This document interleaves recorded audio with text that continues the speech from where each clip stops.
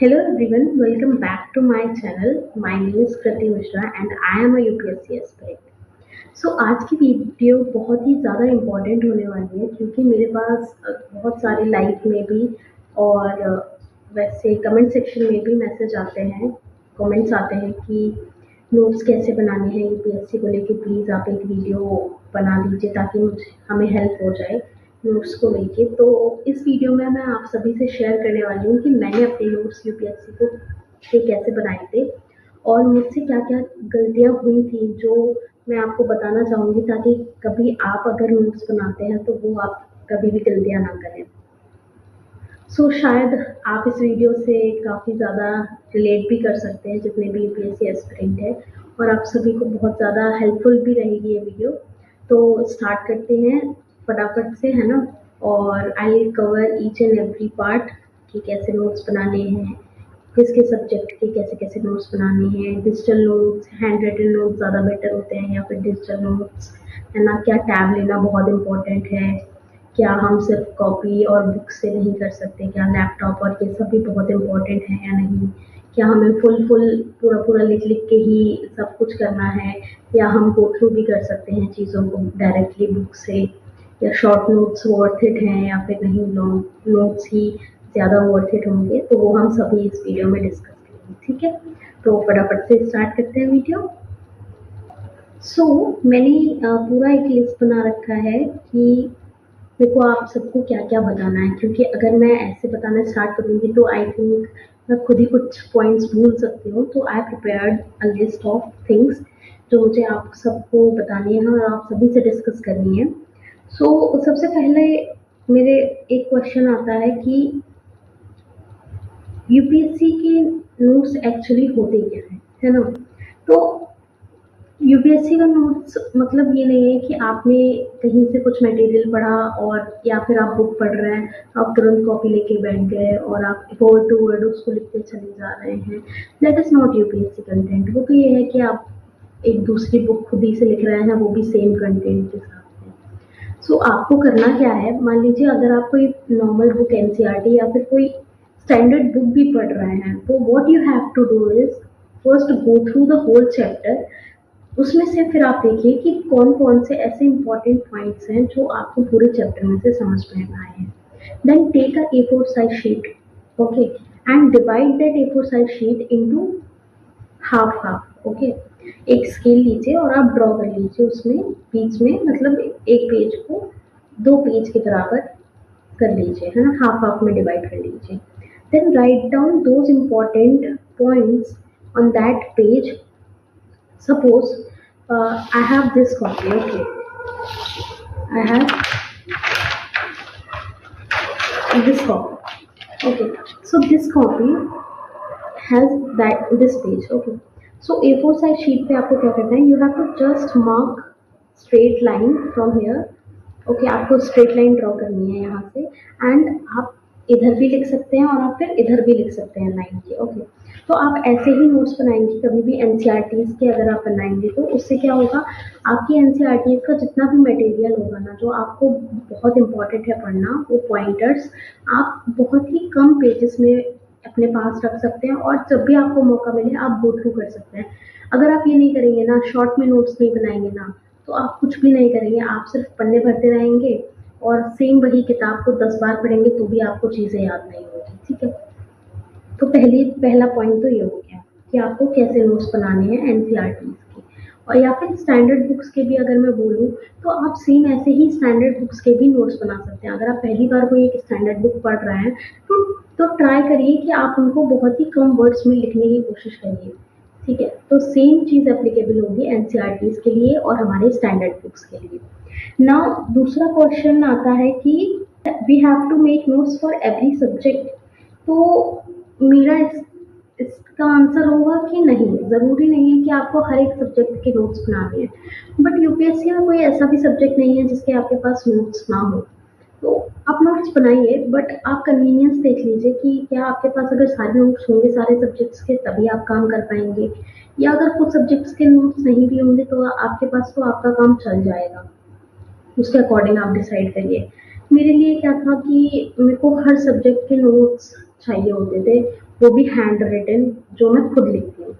मैं बुक्स वगैरह के इतना रिलाय नहीं कर पाती, क्योंकि आप कनेक्टेड फील नहीं कर पाते हैं बुक से डायरेक्ट, तो मैं उनको लिखना ज़्यादा प्रेफर करती हूँ। इवन मेरे जितने भी कोचिंग के नोट्स होंगे ना, वो सभी रिटन होंगे ऑन A4 साइज शीट, और हर A4 साइज शीट पे ना नंबरिंग होगी, क्योंकि A4 साइज शीट में क्या है ना कि आप ऐड भी कर सकते हैं पेज, आप कोई पेज नहीं समझ में आ रहा है तो आप उसको रिमूव भी कर सकते हैं, तो इजीली आप उसमें ऐड कर सकते हैं इंफॉर्मेशन, और हटा भी सकते हैं। कॉपीज में क्या होता है ना कि आपको स्टिकी नोट्स का यूज करना पड़ता है जगह जगह पे, but sticky notes is also good, but I will prefer A4 size sheet to make notes of every subject. ठीक है। Now the third question and the most important question जो मुझसे काफी बार पूछा गया है कि आप कैसे नोट्स बनाते थे।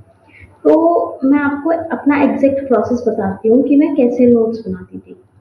तो सबसे पहले मैं क्या करती थी, फर्स्ट रीडिंग करती थी किसी भी बुक की। ठीक है। या अगर मैंने कोचिंग ली है तो जो भी क्लास में पढ़ाया जाएगा उसके तो नोट्स होते ही होते थे, वो तो जाहिर सी बात है, होने ही है। और हमारे पोर्टल पे भी अपलोड हो जाते थे, तो पहले मैं उस पोर्टल पे जो अपलोड है हमारे नोट्स उनको गो थ्रू करती थी। उसके बाद अगर मुझे उसमें से कुछ इम्पोर्टेंट लगता था तो मैं नोट डाउन करती थी। मान लीजिए अगर मुझे कोई चीज़ ऐसी है जैसे मनसबदारी सिस्टम क्या है, तो वो हमारे मेरे दिमाग में फिट है कि मनसबदारी सिस्टम ये है। ठीक है। तो अब अगर कोई भी मुझसे पूछेगा कि मनसबदारी सिस्टम क्या है, तो मेरे को वो लिख के याद करने की जरूरत नहीं है, वो मेरे दिमाग में फिट हो गया है कि मनसबदारी सिस्टम ये होता है, इसमें ये होता है, सो एंड सो। ठीक है। तो उसको जरूरत नहीं है आपको लिखने की, आप क्यों जगह अपना वेस्ट कर रहे हैं, पेज भर रहे हैं। तो अगर जितना आप याद रख सकते हैं उतना आप याद रखिए। अगर आपको लग रहा है कि हाँ ये चीज मैं भूल रहा हूँ, तो आप उसको नोट डाउन करिए। तो ये तो हो गया मेरा नोट्स का, जो मेरे को कोचिंग में मिलते थे। बुक्स की अगर मैं बात करूँ तो मैं पहले एक बार NCERT या कोई भी स्टैंडर्ड बुक होती थी पढ़ती थी, फिर उसकी मैं सेकंड रीडिंग करती थी। एक बार मैंने पढ़ ली, मैं ट्राई करूंगी रिकॉल करने का कि मुझसे कितना रिकॉल हो पा रहा है। ठीक है। जितना मुझसे रिकॉल हो रहा है उतना ठीक है। उसके बाद मैं फिर से एक बार सेकंड रीडिंग करूंगी। उस सेकंड रीडिंग के बाद में जो भी मुझे इम्पोर्टेंट लगेगा फिर मैं नोट डाउन करूंगी on A4 size sheet. Mostly मेरे जितने भी नोट्स हैं, अभी तो मैंने आपको कॉपी दिखाई थी, पर मोस्टली जितने भी मेरे नोट्स हैं सारे के सारे A4 साइज शीट पर ही बने हैं विथ नंबरिंग, ताकि कभी अगर मेरे को इन फ्यूचर कुछ भी ऐड करना हो मटेरियल उसमें, तो मैं इजीली ऐड कर पाऊँ। तो मैं आपको अगर प्रेफर करूंगी तो मैं आपको A4 साइज शीट पे ही नोट्स बनाने के लिए प्रेफर करूंगी, not in a copy. Sticky notes हैं, बट आप कितने ही स्टिकी नोट्स लगाएंगे, कितने ही लंबे लंबे स्टिकी नोट्स लगाएंगे, तो इट्स बेटर कि आप A4 साइज शीट लें, उस पर बेटर तरीके से अपने नोट्स बनाएं, शॉर्ट क्रिस्प एंड ऐसे नोट्स बनाएं कि आप अगर कभी फ्यूचर में भी पढ़ते हैं तो आपको कभी ये ना हो कि अरे मैंने यहाँ पे क्या लिखा था, अरे ये तो मुझे समझ में नहीं आ रहा, इसमें मैंने क्या लिख दिया। तो इतने क्लियर नोट्स होने चाहिए ना। अब क्योंकि हमने सब्जेक्ट्स और कोचिंग इंस्टीट्यूट की ये सारे नोट्स वगैरह को डिस्कस कर लिया है, अब सबसे इम्पोर्टेंट क्वेश्चन आता है कि दीदी करंट अफेयर्स कैसे कंप्लीट करें, करंट अफेयर्स के नोट्स आप कैसे बनाते थे, या करंट अफेयर्स तो इतना वास्ट है उसके हम नोट्स कैसे बनाएंगे। सो करंट अफेयर्स के लिए व्हाट आई डिड, मेरे पास ये टैब है। ओके। तो बहुत एक्सपेंसिव ये टैब नहीं है, मैंने ये टैब लिया था 2024 में अप्रैल के आसपास।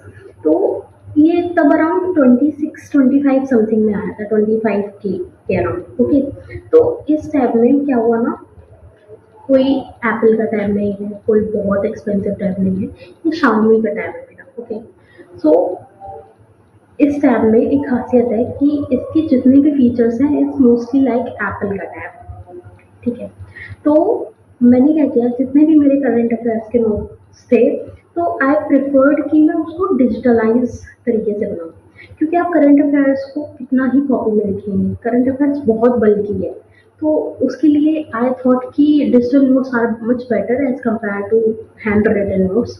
तो सिर्फ करंट अफेयर्स के लिए ही मैंने डिजिटल नोट्स प्रिपेयर किए, बाकी सभी चीज़ों के लिए मेरे पास मेरे खुद के हैंड रिटन नोट्स हैं। इसमें कि डिजिटल नोट्स या फिर हैंड रिटन नोट्स ज़्यादा बेटर होंगे। तो सी वो डिपेंड करता है पर्सन टू पर्सन। मैं हैंड रिटन नोट्स ज़्यादा प्रेफर करती हूँ, क्योंकि मेरे को ऐसा लगता है कि अगर मैं हैंड रिटन नोट्स बनाऊंगी तो वो ज़्यादा टाइम तक मेरे साथ रहेंगे, है ना। और मैं बार बार एक वो होता है ना पिक्चर इमेज होती है, पिक्चर मेमोरी होती है आपके पास में, तो आपके पास अगर आप कुछ लिखते हैं तो वो एक पिक्चर की तरीके से आपके दिमाग में आ जाता है। तो मैं तो हैंड रिटन नोट्स ही प्रेफर करूँगी, सिर्फ करंट अफेयर्स को छोड़ के। डिजिटल नोट्स उस चीज़ के लिए ईज़ी है कि वो ईज़िली आप आगे पीछे कर सकते हैं, ऐड ऑन कर सकते हैं। तो सेम आप चीज़ हैंड रिटन में भी कर सकते हैं, बस ये है कि आप A4 में बनाइएगा, कॉपी में मत बनाइएगा। कॉपी में बनाएँगे तो शायद आप इन फ्यूचर उसमें ऐड ऑन नहीं कर सकते हैं चीज़ें, क्योंकि लिमिटेड पेजेस होते हैं। उसके बाद आपको कुछ ना कुछ ऐड पेज करना ही पड़ेगा, तो उससे बेटर है कि आप A4 साइज़ शीट पे अपने जितने भी नोट्स बनाइए, तो आपके लिए वो ज़्यादा फ़ायदेमंद रहेगा। Fifth and the most common mistakes जो बहुत सारे लोग करते हैं कि टॉपर्स के नोट्स कलेक्ट कर लेते हैं। उनका मानना ये होता है कि अगर हम टॉपर्स के नोट्स कलेक्ट कर लेंगे तो शायद हम यूपीएससी क्वालिफाई कर लेंगे, बट ये सच नहीं है।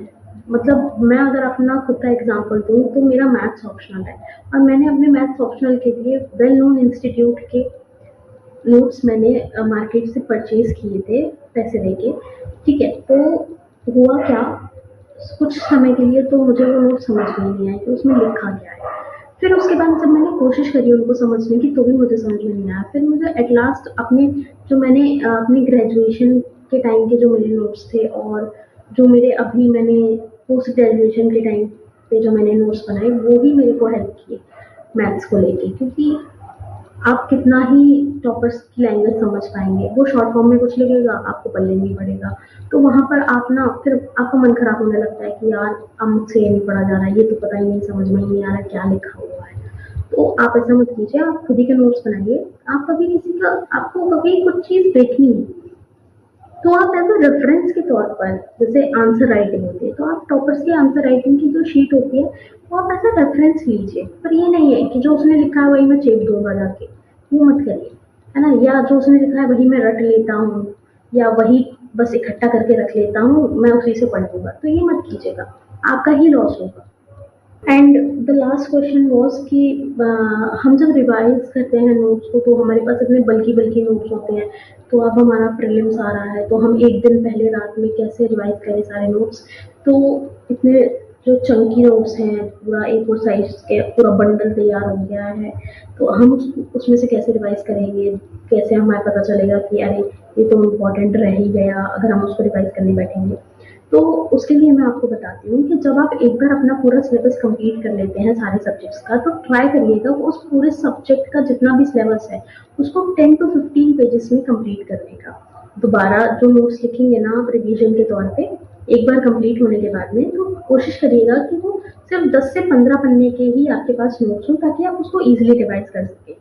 फिर जब आपको वो हैबिट हो जाएगी ना शॉर्ट करने की नोट्स को, तो आप उन 10 से 15 पन्नों के भी नोट्स को ना 5 पन्नों का या 2 पन्नों के नोट्स में भी एज़ अ पॉइंटर के फॉर्म में ना आप आराम से लिख सकते हैं। तो जब भी आप उसको पॉइंटर के फॉर्म में लिखेंगे ना, तो आपको एकदम से क्लिक करेगा, अरे हाँ, ये तो वो वाला पार्ट था, ओके, ओके। तो आप ऐसे एक जल्दी रिवीजन भी कर पाएँगे ना, और आपका जो ये शॉर्ट नोट्स हैं वो आपको बहुत हेल्प करेंगे प्रीलिम्स के टाइम पे। सो आई होप कि ये वीडियो आपको हेल्पफुल रही हो, जितने भी अपकमिंग यूपीएससी एस्पिरेंट हैं, क्योंकि बहुत सारी गलतियां हैं जो मैंने भी करी थी, जैसे नोट्स बनाना बार बार, अगर मेरी क्लास मिस हो गई है तो फिर से वही सब्जेक्ट की स्टार्टिंग से नोट्स लिखना to get a perfect note, है ना? या फिर करंट अफेयर्स के लिए समझ में नहीं आना, मेरे को भी नहीं आया था स्टार्टिंग में समझ में कि कैसे बनाने हैं नोट्स।